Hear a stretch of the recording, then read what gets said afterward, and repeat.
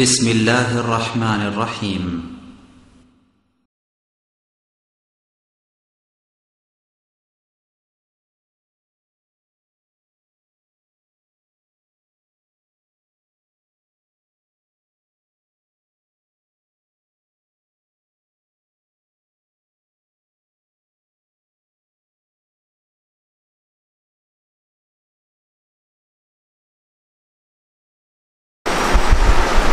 إن الحمد لله نحمده ونستعينه من يهده الله فلا مضل له ومن يضلل فلا هادي له وأشهد أن لا إله إلا الله وحده لا شريك له وأشهد أن محمدا عبده ورسوله أما بعد فإن خير الحديث كتاب الله وخير الهدى هدى محمد صلى الله عليه وسلم وشر الأمور محدثاتها وكل محدثة بدعة وكل بدعة ضلالة وكل ضلالة في النار. أعوذ بالله من الشيطان الرجيم إن جهنم كانت مرصادا للطاغين مآبا.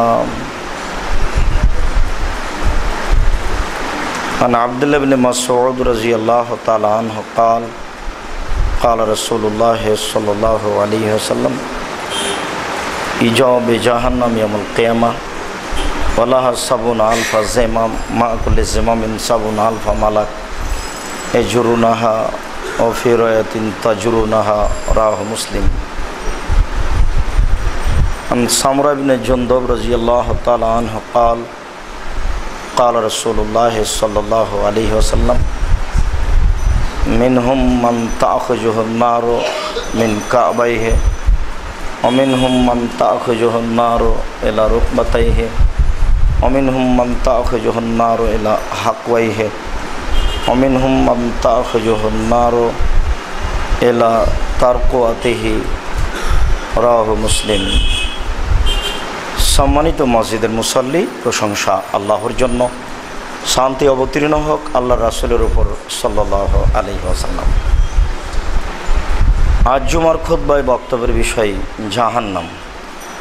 জাহান্নাম সম্পর্কে গুরুত্বপূর্ণ সংক্ষিপ্ত বিবরণের চেষ্টা করব ইনশাআল্লাহুল আজিজ। মানুষ মরার পরে মানুষের জীবনে প্রথম বিপদ হচ্ছে কবর, তারপরের বিপদ হচ্ছে কিয়ামত, তারপরের বিপদ হচ্ছে জাহান্নাম। কবর যত কঠিন, কিয়ামত তার চেয়ে অনেক বেশি কঠিন। কিয়ামত যত অনেক অনেক অনেক বেশি কঠিন। মানুষ জানে না জাহান্নাম। এমনিতেই রাসূল সাল্লাল্লাহু আলাইহি ওয়াসাল্লাম বলেছেন, আল কবর আউয়ালু মানজিল মিন মানাজিলিল আখিরা ফাইন নাজা মিনহু ফাবাদহু আইসার মিনহু ওয়া ইন লাম ইয়ানজু মিনহু ফাবাদহু আশাদ্দু মিনহু। মানুষের মরার পরে প্রথম বিপদ হচ্ছে কবর। যদি মানুষ কবরে বেঁচে যায় তাহলে এরপরে যে স্তর রয়েছে তা সহজ হয়ে যাবে। আর যদি কবরে বাঁচতে না পারে তাহলে এরপরে যত স্তর আছে সব আরও জটিল ও কঠিন হয়ে যাবে। বোঝা যাচ্ছে কবরের চেয়ে কিয়ামত অনেক বেশি কঠিন, যেখানে নবীগণও নিজের নিশ্চয়তা দিতে পারবেন না আমার কি হবে।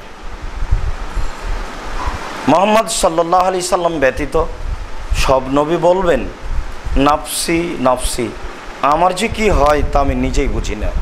আমার প্রতিপালক আজ আমার প্রতি রাগ করেছেন, যা পূর্বে কোনোদিন করেননি, পরেও করবেন না। একথা তারা নিজেই স্বীকৃতি দিয়ে গেছেন যে আমাদের উপরেও আল্লাহ তাআলা বিচারের মাঠে রাগান্বিত হবেন। আমাদের কি হবে তা আমরা নিজেরাই বুঝি না, অন্যের বিষয়টি ভাবা তো বহু দূরের কথা। কাজেই কিয়ামত কত কঠিন তা আমরা বাস্তব বুঝাতে অক্ষম। যতটুকু বুঝি জাহান্নাম তার চেয়ে অনেক বেশি কঠিন।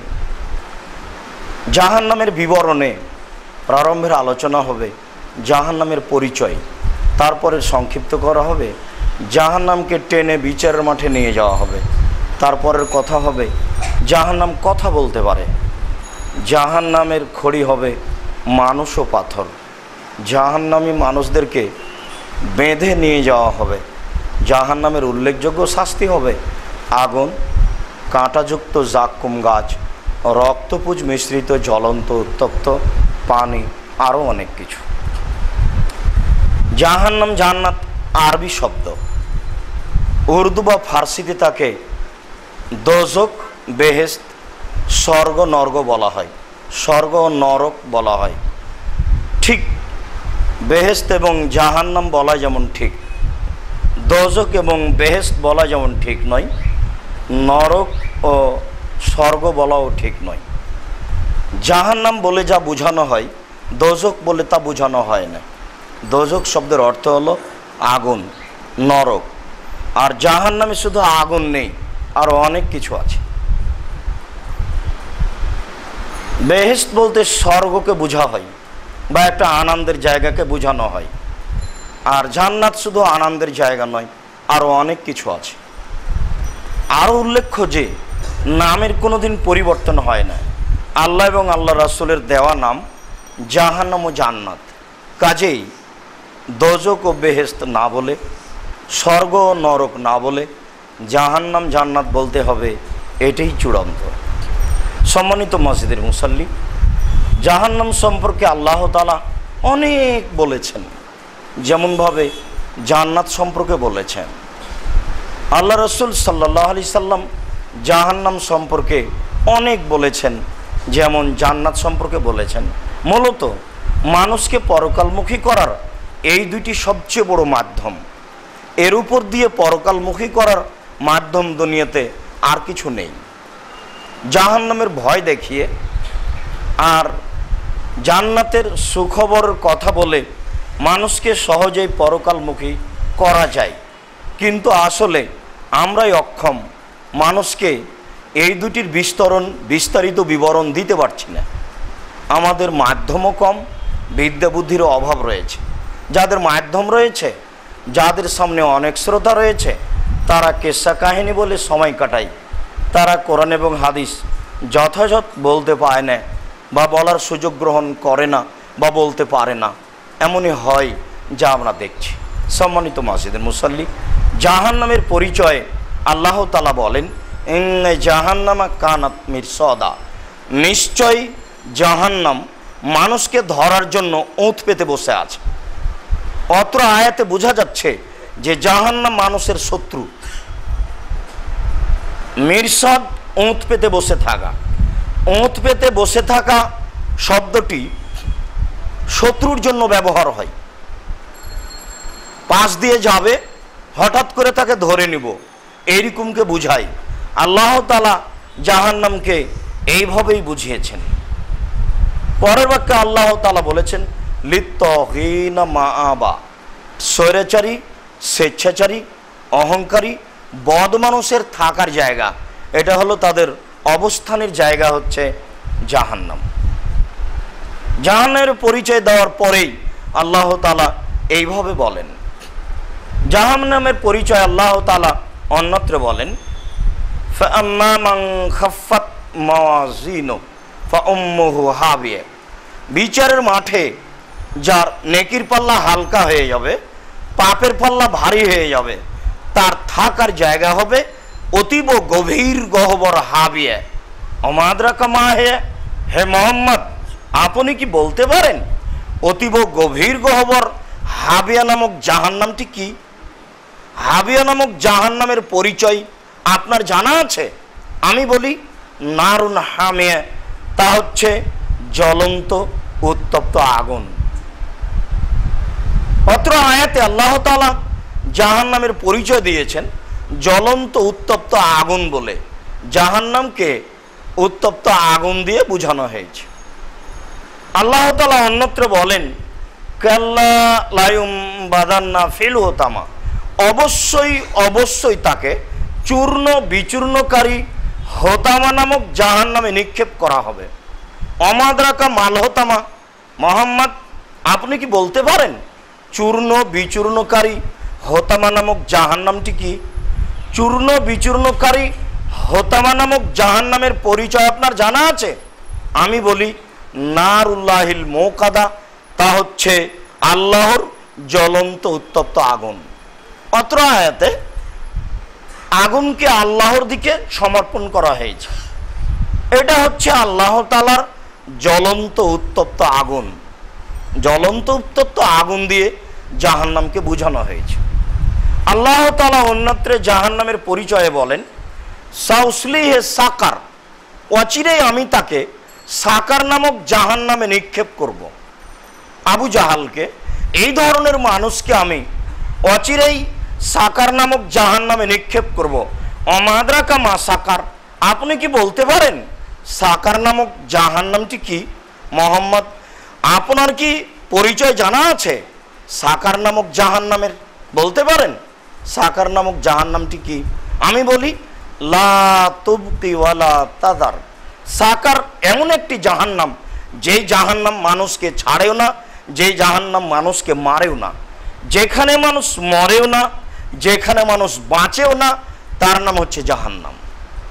এই কথাটা আল্লাহ তাআলা অন্যত্র বলেন এইভাবে ওয়াতিল মাউতু মিন কুল্লি মাকানিন ওমা হুয়া বিমাইয়াত। জাহান্নামে মানুষকে মরণ চতুর্দিক থেকে ঘিরে ধরবে, কিন্তু মানুষ মরবে না। জাহান্নামে মানুষকে মরণ চতুর্দিক থেকে ঘিরে ধরবে, কিন্তু মানুষ মরবে না, এর নাম জাহান্নাম। এই কথায় আল্লাহ তাআলা অন্যত্র বলেন লা ইয়ামুতু ফিহা ওয়ালা ইয়াহইয়া, মানুষ জাহান্নামে মরবেও না, মানুষ জাহান্নামে বাঁচবেও না। আমরা সংক্ষিপ্তভাবে আল্লাহ তাআলার পক্ষ থেকে জাহান্নামের পরিচয় দিচ্ছিলাম। রাসূল সাল্লাল্লাহু আলাইহি ওয়াসাল্লাম বলেন ইন্না সাখরাতাল আযীমা লাতুলকা মিন শাফিরে জাহান্নাম ফাতাবি লাকারিহা বাদা সাবিনাম। আবু হুরায়রা রাদিয়াল্লাহু তাআলা আনহুর বিবরণ, তিনি বলেন রাসূল সাল্লাল্লাহু আলাইহি ওয়াসাল্লাম বলেছেন বিশাল একটা পাথরের খণ্ড, জাহান্নাম অনুযায়ী 1 কোটি মণ 5 কোটি মণ ওজনের একটা বিশাল পাথর যদি জাহান্নামের মুখে ছেড়ে দেওয়া হয়, তাহলে নিচে গিয়ে পৌঁছতে সময় লাগবে 70 বছর।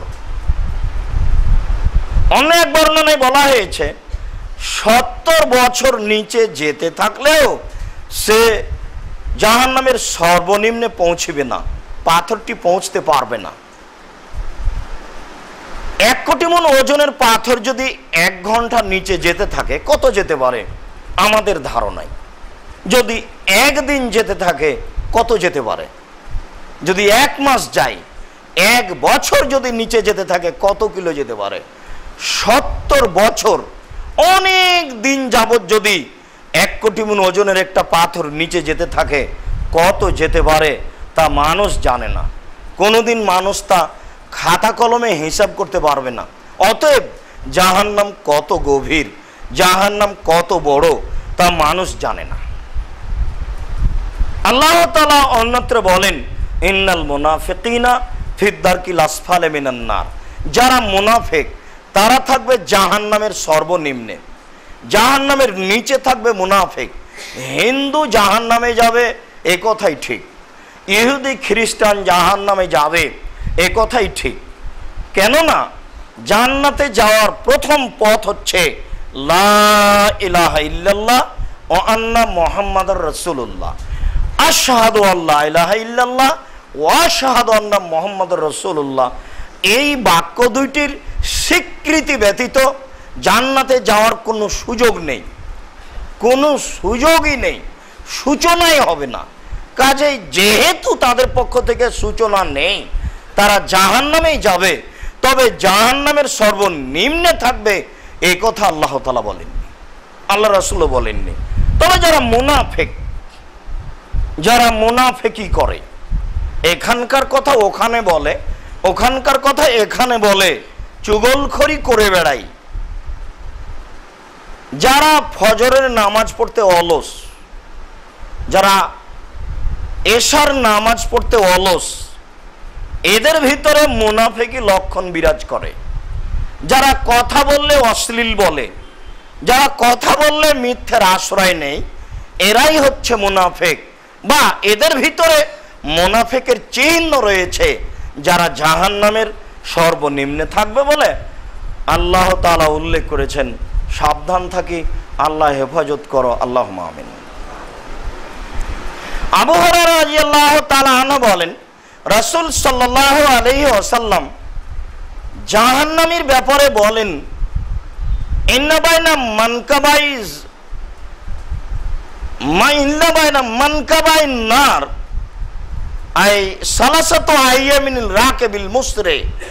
একজন জাহান্নামীর ডান কাঁধ থেকে বাম কাঁধ পর্যন্ত একটা দ্রুতগামী ঘোড়াকে দৌড়িয়ে যেতে সময় লাগবে 3 দিন 3 রাত।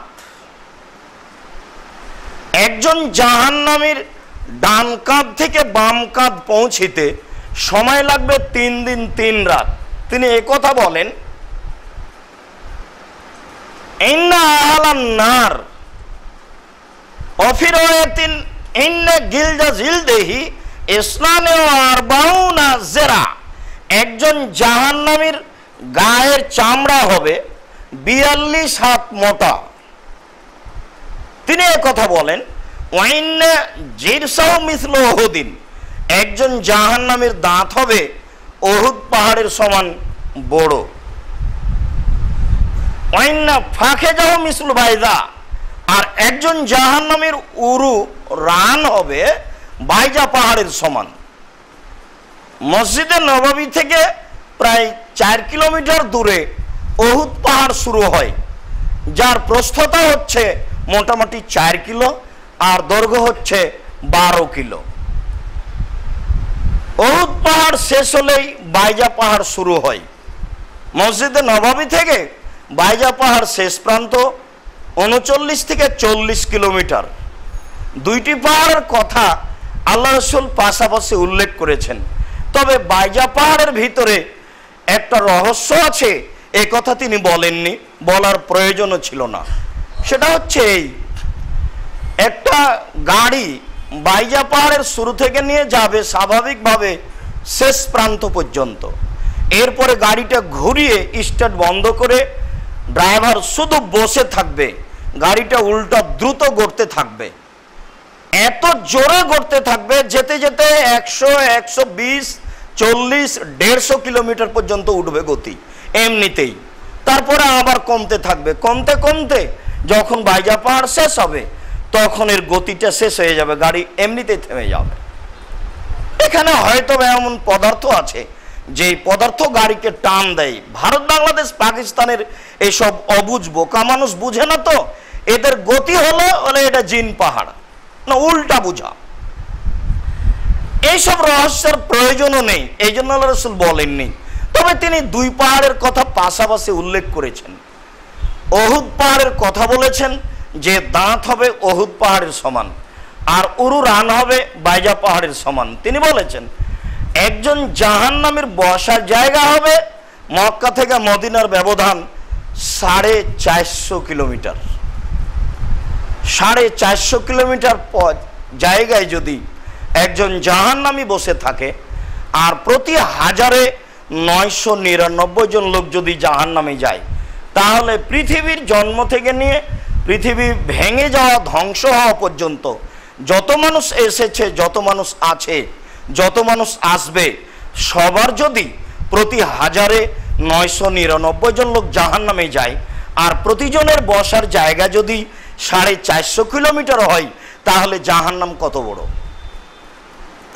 মানুষ জানে না জাহান্নাম কত বড়, মানুষের ধারণার বাইরে জাহান্নাম কত বড়। উল্লেখ্য যে বিচারের মাঠে থাকবে জাহান্নাম, বিচারের মাঠে থাকবে জান্নাত, বিচারের মাঠে থাকবে পশু প্রাণী, বিচারের মাঠে থাকবে মানুষ, বিচারের মাঠে থাকবে জিন, বিচারের মাঠে থাকবেন আল্লাহ, বিচারের মাঠে থাকবেন ফেরেশতা। মানুষ জানে না বিচারের মাঠ কত বড়। তবে আল্লাহ তাআলা বলেন, ওয়াইদাল আরদু মুদ্দাত, সেই দিন পৃথিবীকে সম্প্রসারিত করা হবে। কত বড় করা হবে তা মানুষ জানে না। যেখানে থাকবে জাহান্নাম, যেখানে থাকবে জান্নাত, যেখানে থাকবে জাহান্নামীরা আর জান্নাতীরা, যেখানে থাকবেন আল্লাহ, যেখানে থাকবেন ফেরেশতা, যেখানে থাকবে সর্ব ধরনের প্রাণী, সবার বিচার হবে। মানুষ এবং জিন ব্যতীত বিচার হওয়ার সাথে সাথে সব শেষ। আর ফলাফল হবে মানুষ এবং জিনের ফলাফল হলো জাহান্নাম ও জান্নাত। সম্মানিত মসজিদের মুসল্লি, আমরা জাহান্নামীদের পরিচয় দিয়ে বুঝতে পারছিলাম জাহান্নামের পরিচয়, জাহান্নাম কত বড় হতে পারে। এই জাহান্নামকে বিচারের মাঠে টেনে নিয়ে যাওয়া হবে। আল্লাহ তাআলা বলেন, জাহান্নাম, সেই দিন বিচারের মাঠে জাহান্নামকে টেনে হেঁচড়ে নিয়ে যাওয়া হবে। তাহলে জাহান্নাম এখন কোথাও রেডি আছে, প্রস্তুত আছে? এটা তো আছে চূড়ান্ত। আল্লাহ রাসূল উপরে গেলেন, জাহান্নাম জান্নাত দেখলেন। জান্নাতে ঘোরার সময় ওমর রাদিয়াল্লাহু তাআলা আনহুর বাড়ি দেখলেন, কত সুন্দর, বাহির এত সুন্দর, ভিতরই বা কত সুন্দর, দেখার স্বাদ হলো।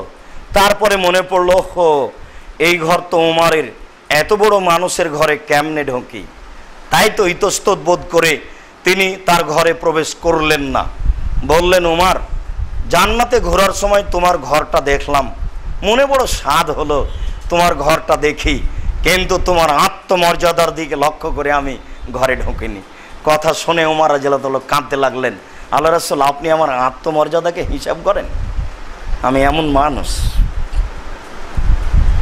রাসূল সাল্লাল্লাহু আলাইহি সাল্লাম জাহান্নাম দেখলেন, দেখলেন শুধু নারী আর নারী, দেখলেন শুধু নারী আর নারী, কিছু পুরুষ। জাহান্নাম বলতে নারীকেই বুঝায়, কিছু পুরুষ। তাতে বোঝা যাচ্ছে যে তিনি জাহান্নাম জান্নাত পাশাপাশি দেখেছেন। জাহান্নাম জান্নাত পাশাপাশি আছে এ কথা বলা যায় না। বিবরণে বলা যায় যে জান্নাত উপরে আছে, জাহান্নাম নিচে আছে, তবে তাকে বিচারের মাঠে টেনে নিয়ে যাওয়া হবে। আব্দুল্লাহ ইবনে মাসউদ রাদিয়াল্লাহু তাআলা আনহু বলেন, রাসূল সাল্লাল্লাহু আলাইহি ওয়াসাল্লাম বলেছেন, ইজায়ামুল কিয়ামা বে জাহান্নাম ওয়ালা সাবুনা আলফা জামাম। জাহান্নামকে বিচারের মাঠে টেনে নিয়ে যাওয়া হবে। জাহান্নামের গায়ে লাগানো থাকবে 70,000 লোহার রশি, মা কুল্লে জামামিন সাবুনা আলফ, আর প্রত্যেক রশির সাথে থাকবে 70,000 ফেরেশতা। এক একজন ফেরেশতার এত ক্ষমতা, এই বিশাল পৃথিবীকে এইভাবে হাত ঢুকিয়ে গোটা পৃথিবী উল্টে দিতে পারেন। ফেরেশতার শক্তি কি তা মানুষ জানে না। আমরা তো যেসব প্রাণী খায়, পান করে, বিবাহ করে, শয়তানি করে, তাহাজ্জুদ পড়ে, ওদের বিবরণ শুনেই তো আশ্চর্য হতে পারি। সুলাইমান আলাইহিস সালাম বলেন, এই জিন, বিলকিসের ওই বসার জায়গা তোমাকে নিয়ে আসতে হবে। কত সময়? উঠে বসতে যত সময় লাগে, আহা হলো না, না তোমার দেওয়া হবে না, সময় বেশি লেগে গেল। বিলকিসের বসার জায়গাটা না ধরে নিতে পারি 10,000 মণ ওজন, আমরা ধরে নিতে পারি 5,000 কিলোমিটার পথ বা 3,000 কিলোমিটার পথ। এত ওজনের একটা জিনিস এত দূর থেকে নিয়ে আসবে, জিন বললে বসে উঠতে যত সময় লাগে। তো সুলাইমান আলাইহিস সালাম বললেন যে না, হলো না, দেরি হয়ে গেল। তা আর একজন জিন বলছে, আমি পারি, তোমার সময় বলে চক্ষু খুলে বন্ধ করতে যত সময় লাগে, চক্ষু খুলে বন্ধ করেন তো কত সময় লাগে। এই সময়ের মধ্যে জিন নিয়ে আসতে পারবে যে খায়, পেশাব পায়খানা করে, বিবাহ শাদী করে, অন্যায় করে, ন্যায় করে, সবই করে। আর ফেরেশতা এমন পদার্থের তৈরি যারা কোনো অন্যায় করতে জানে না, যাদের শক্তি মানুষ জানে না। যদি আপনি মালাকুল মউত, আজরাইল বলা ঠিক নয়, মালাকুল মউতকে নিজের মতো ভাবেন, তাহলে প্রত্যেকের মাথার পাশে তিনি বসেন, জোর করে টেনে বের করেন, যেটা আমরা হাদিসে দেখছি। তাহলে সারাদিনে কয়জন মানুষের জান কবজ করবেন বলেন তো দেখি, আমাদের মতো বুঝলে। অথচ আল্লাহ যদি আদেশ করেন তো মুহূর্তের মধ্যে সারা পৃথিবীর প্রত্যেকটা মানুষের মাথার পাশে বসে তার জানটা শেষ করতে পারবেন, এই ক্ষমতা তার ভিতরে দেওয়া আছে। এই ফেরেশতা সেই ফেরেশতা যারা এক একটা রশিতে থাকবেন 70,000, আর 70,000 লোহার রশি লাগানো থাকবে। কিভাবে টেনে হেঁচড়ে নিয়ে যাবেন তারাই ভালো বুঝেন। তবে আল্লাহ বলেছেন, আল্লাহ রসুল বলেছেন, এই জন্য বললাম সম্মানিত মসজিদের মুসল্লি, জাহান্নাম একটি ভয়াবহ জায়গা, যার ব্যাপারে দিন রাত ভাবা উচিত। যেমনভাবে আল্লাহ রসুল এবং আল্লাহ ভাবতে বলেছেন, আল্লাহ তুমি আমাদেরকে জাহান্নাম বুঝার এবং বেঁচে থাকার তৌফিক দান করো। আল্লাহুম্মা আমিন। আল্লাহুম্মা সাল্লি আলাইহি আল্লাহুম্মা বারিক আলাইহি। আলহামদুলিল্লাহ ওয়াহদা ওয়াসসালাতু ওয়াসসালামু আলা মান লা নাবিয়্যা বা'দা। জাহান্নাম কথা বলতে পারে। আবু হুরায়রা রাদিয়াল্লাহু তাআলা আনহু বলেন, রাসূল সাল্লাল্লাহু আলাইহি ওয়াসাল্লাম বলেছেন, তাহাজ্জাতিন নার ওয়াল জান্নাহ ইয়াউমাল কিয়ামা মা রাব্বিহিমা। বিচারের মাঠে জাহান্নাম আর জান্নাত আল্লাহর সামনে ঝগড়া তর্ক বিতর্ক লাগিয়ে দিবে। জাহান্নাম বলবে, উসিরতু আলাইয়া আল মুতাজাব্বিরিনা আল মুতাকাব্বিরিনা।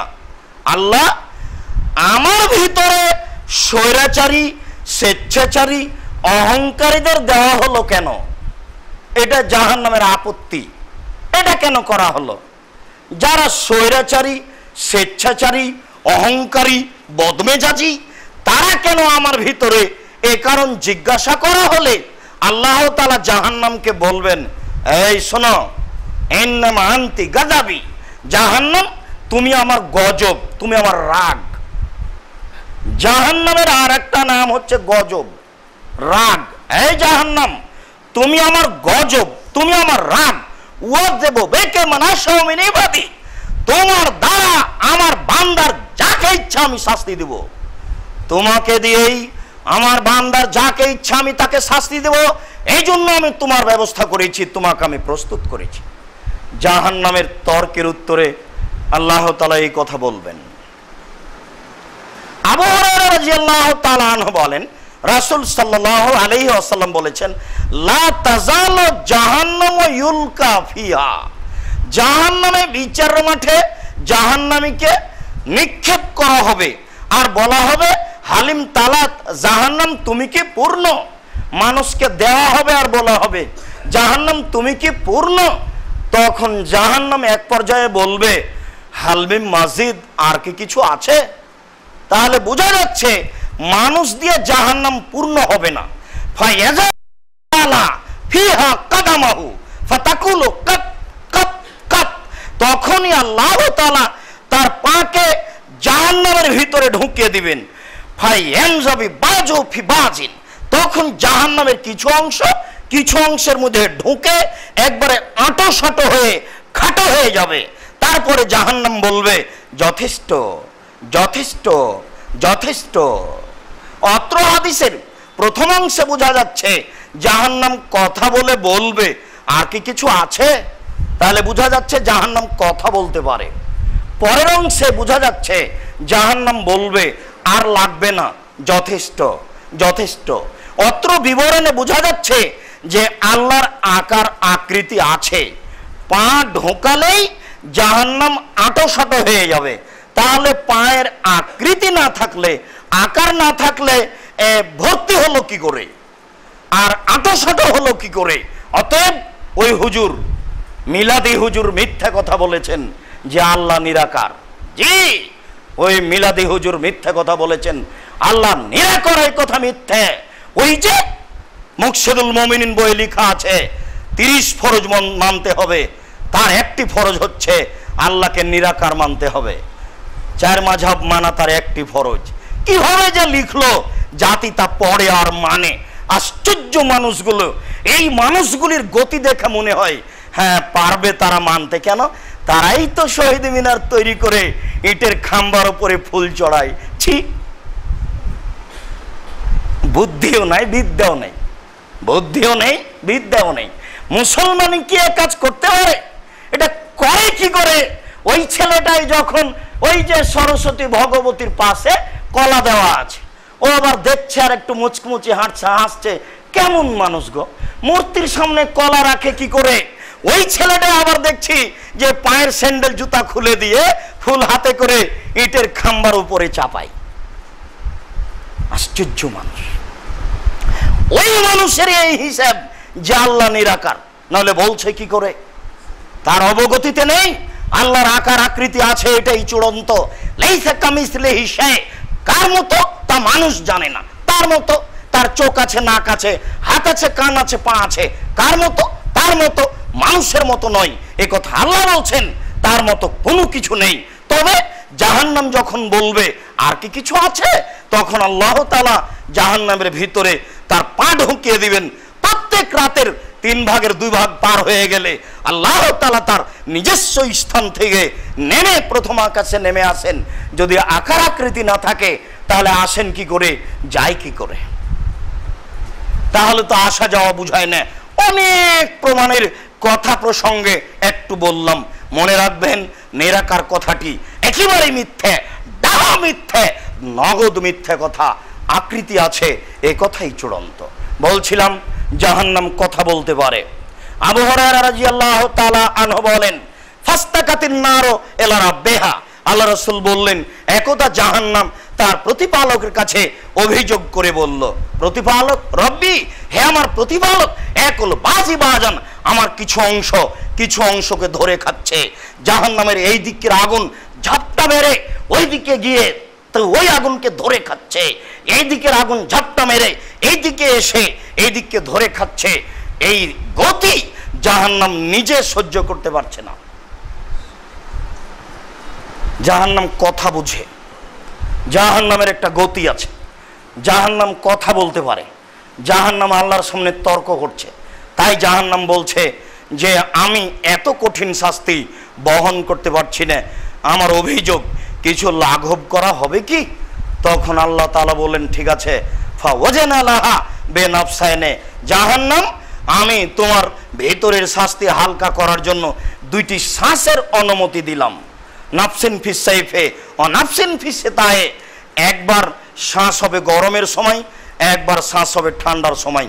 অর্থাৎ জাহান্নাম যদি একবার শ্বাস ছাড়ে তাহলে পৃথিবী 6 মাস গরম থাকবে, আর জাহান্নাম যদি একবার শ্বাস গ্রহণ করে তাহলে পৃথিবী 6 মাস ঠান্ডা থাকবে।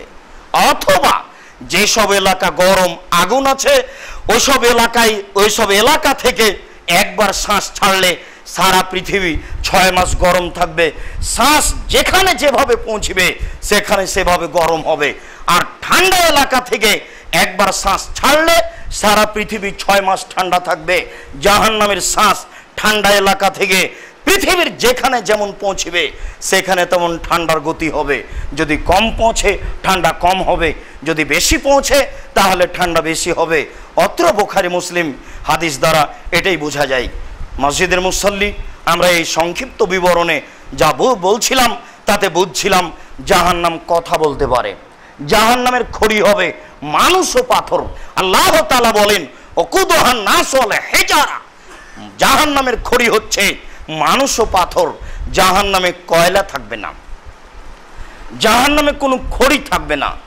যখন আল্লাহ রাসূল ওই যে বড় হাদিস, ওই হাদিসের বিবরণের এখন আমাদের কাছে সময় নেই, তবে এতটুক যে আমরা বলছিলাম আল্লাহ রাসূল দেখলেন এক জায়গাতে একটা লোক বসে আছে, তার পাশে একটা লোক দাঁড়িয়ে আছে, মুখের ডান দিক দিয়ে বাঁকা লোহা লাঠি ঢুকিয়ে দেওয়া হচ্ছে, ফেড়ে ফেলা হচ্ছে।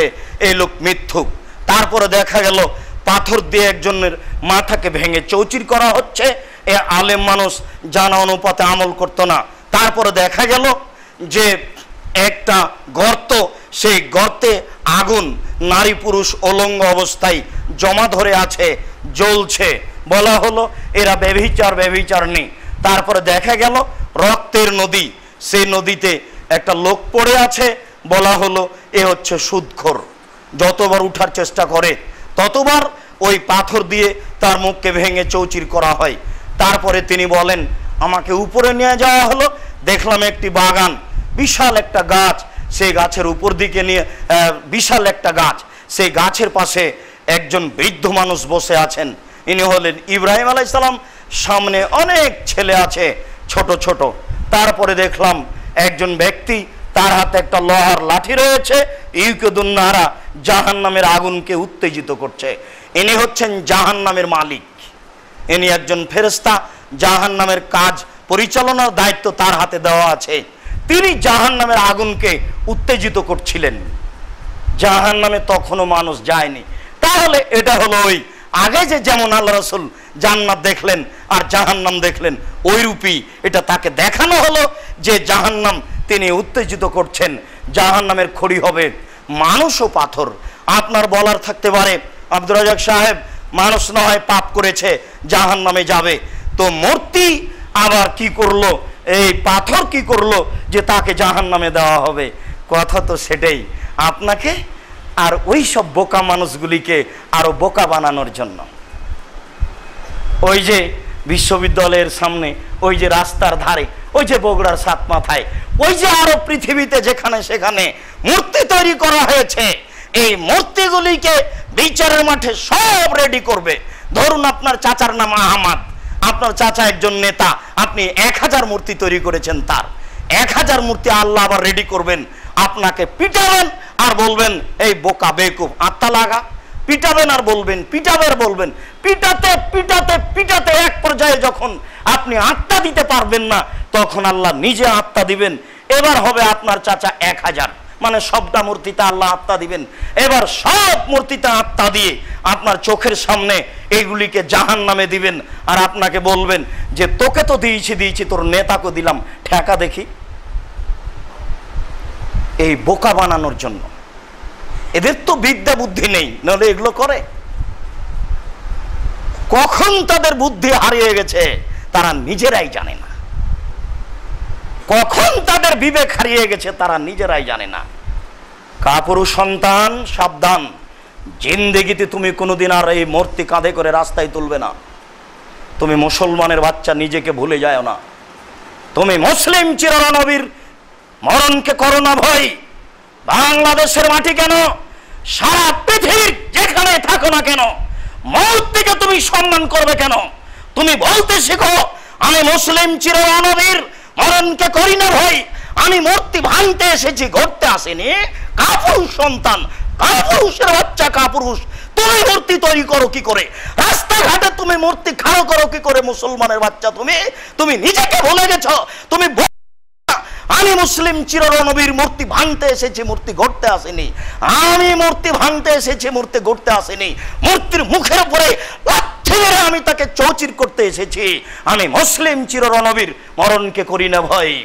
আমি মূর্তি ভাঙতে এসেছি, আমি মূর্তি গড়তে আসেনি। কাপুরুষ সন্তান, তুমি ভেবে রাখো বিচারের মাঠে তোমাকে তো জাহান্নামে দেওয়া হবেই। তোমার নেতাকে জাহান্নামে দিয়ে বোকা তোমাকে বানানো হবে। এই জন্য মূর্তি, এই জন্য পাথর জাহান্নামে দেওয়া হবে। নইলে পাথর কি পাপ করলো, মূর্তি কি পাপ করলো যে তাকে দেওয়া হবে? মানুষ নয় পাপ করেছে, জাহান্নামে যাবে। সম্মানিত মসজিদের মুসল্লি, বলছিলাম জাহান্নামীকে বিচারের মাঠে বেঁধে জাহান্নামে নিয়ে যাওয়া হবে। বিচারের মাঠে কেউ পালিয়ে যেতে পারবে না। বাধা হবে কেন? অপমান করার জন্য। রংপুর গাইবান্ধা পলাশবাড়ির মুজিবুর বিএসসি বলেছিলেন আমি এমনিতেই জেলে যাব, দয়া করে আমার হাতে হাত কড়া লাগাবেন না।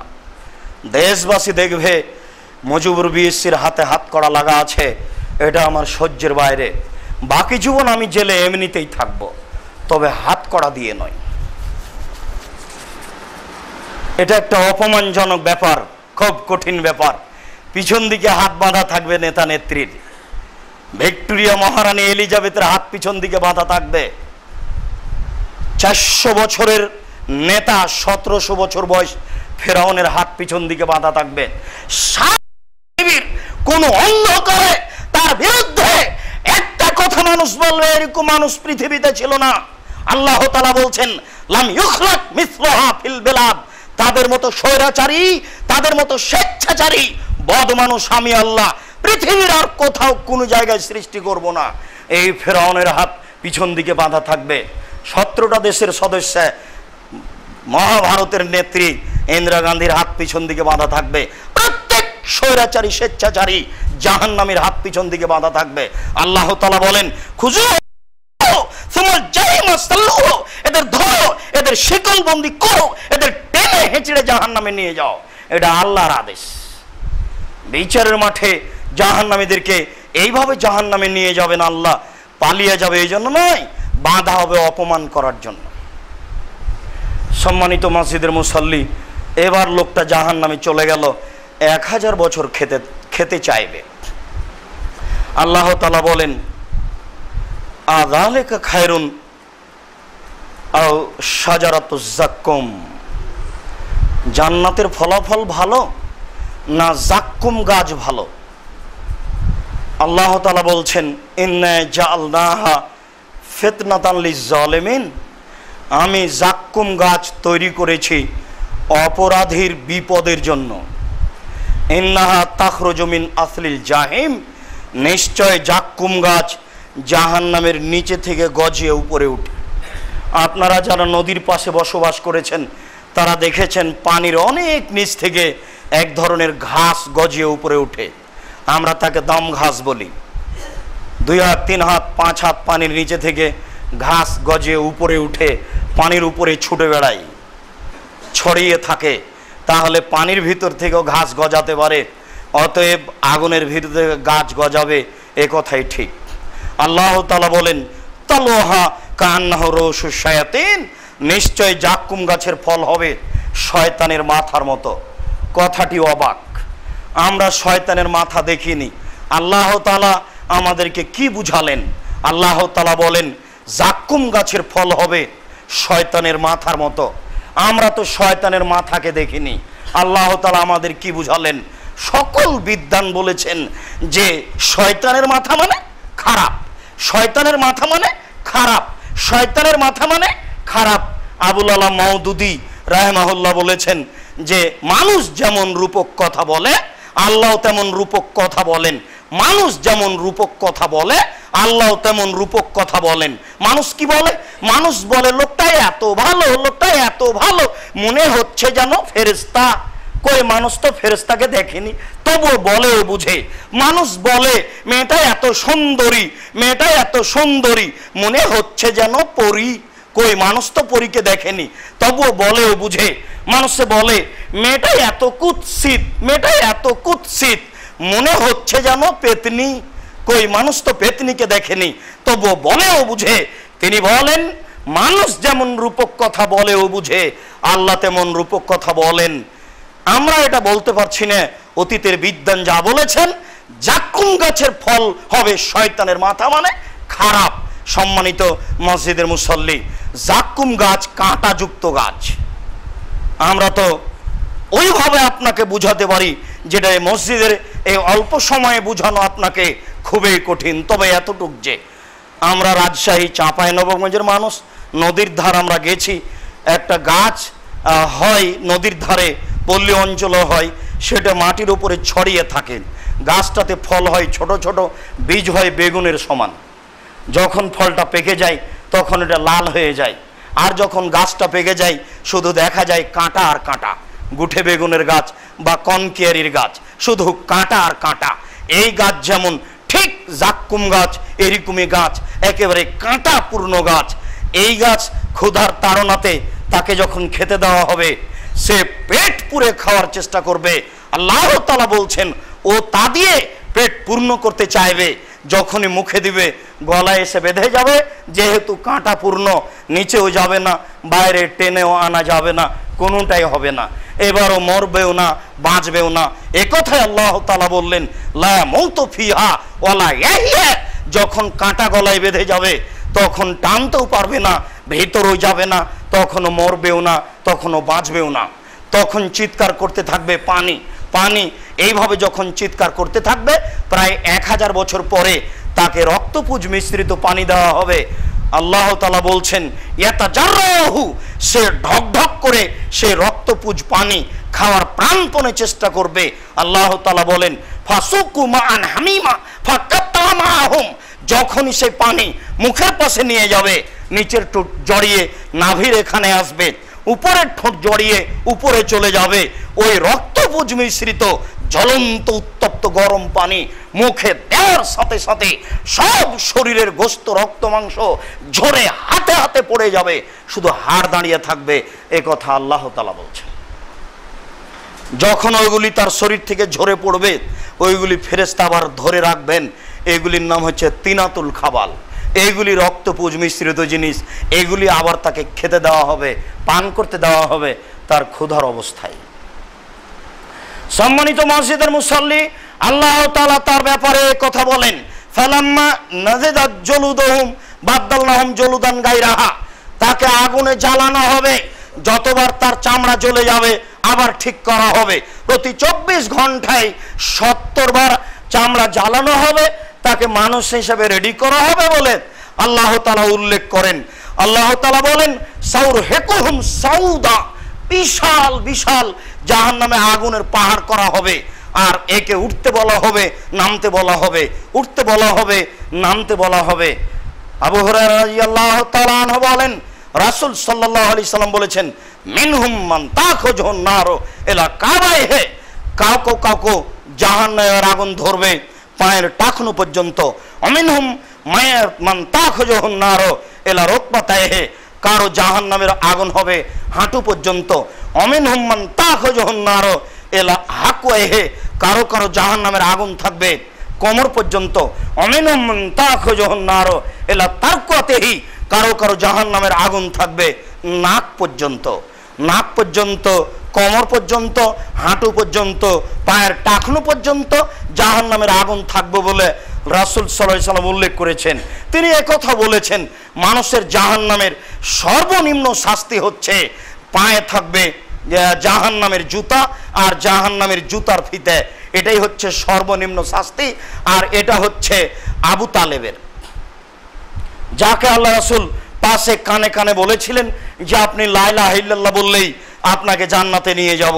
তারা বলেছিল শেষের কালে আপনি মুসলমান হয়ে যাবেন, এটা আপনার জন্য বদনাম। তখনও বলেছিল, যাও মোহাম্মদ, আমি শেষের কালে নিজের বদনাম আনতে রাজি নই। শেষ পর্যন্ত অমুসলিম অবস্থায় মারা গেল। তার এই অবস্থা হবে, রাসূল সাল্লাল্লাহু আলাইহি সাল্লাম বলছেন যে এই জুতা তার পায়ে থাকবে, এর কারণে তার মাথা পর্যন্ত টকবক করে ফুটতে থাকবে।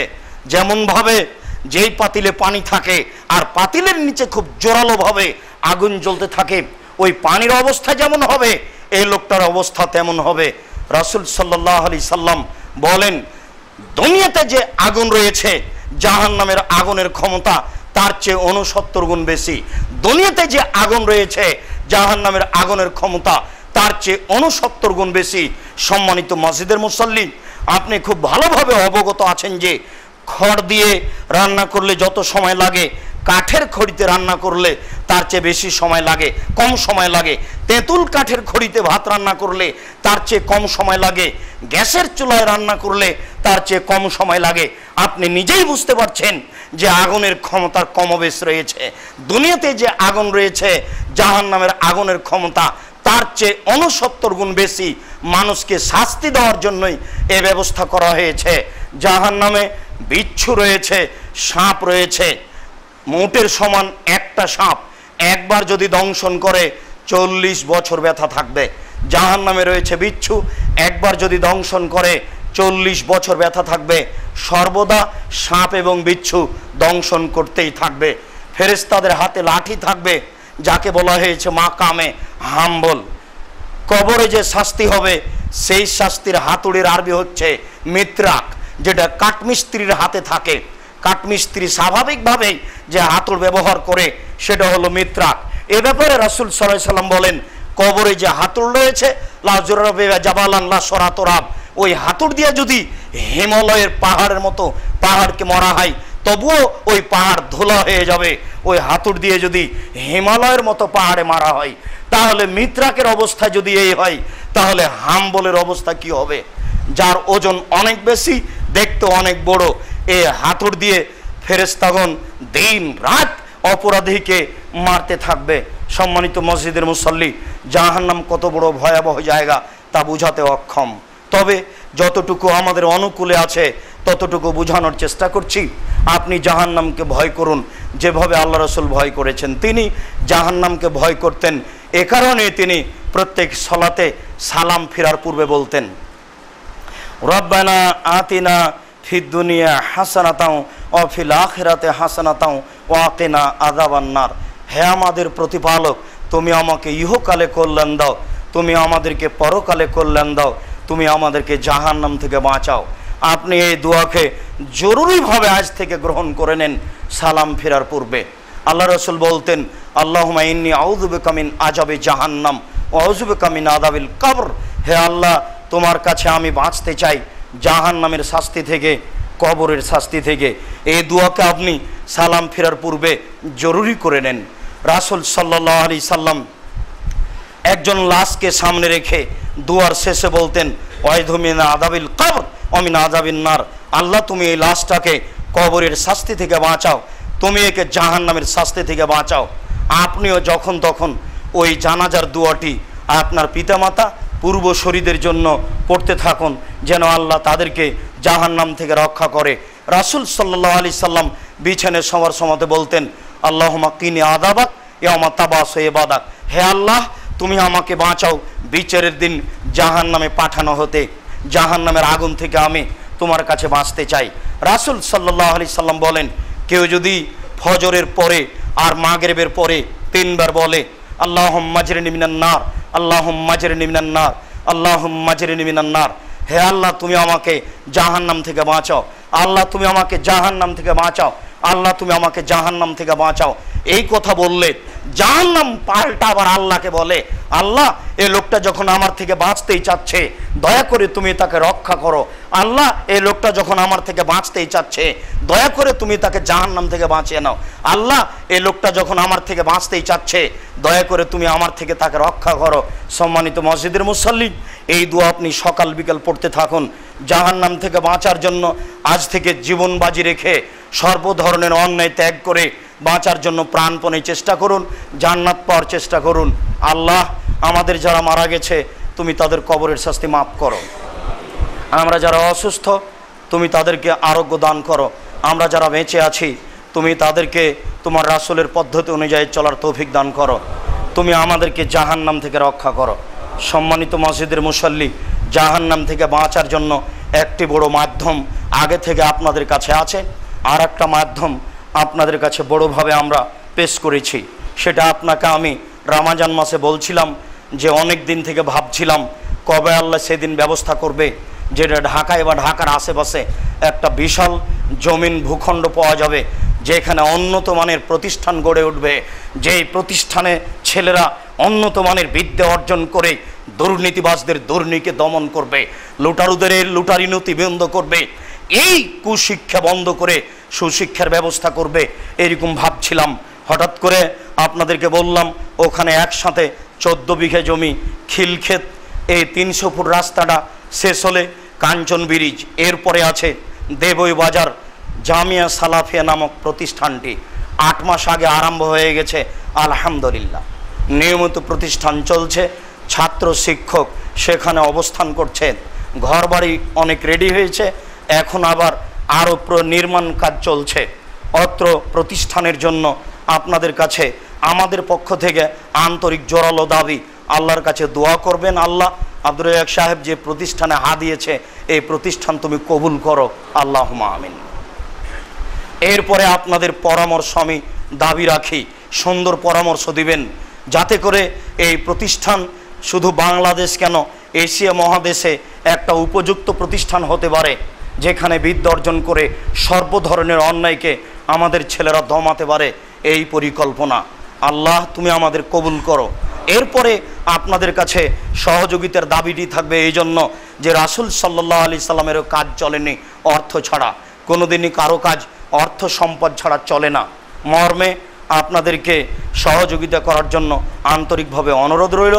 মসজিদের খাদেম শাহাবুদ্দিন বা মসজিদের মুতল্লি নজরুল ইসলাম, তার সাথে যোগাযোগ করা যায়, আমার সাথে যোগাযোগ করা যায়।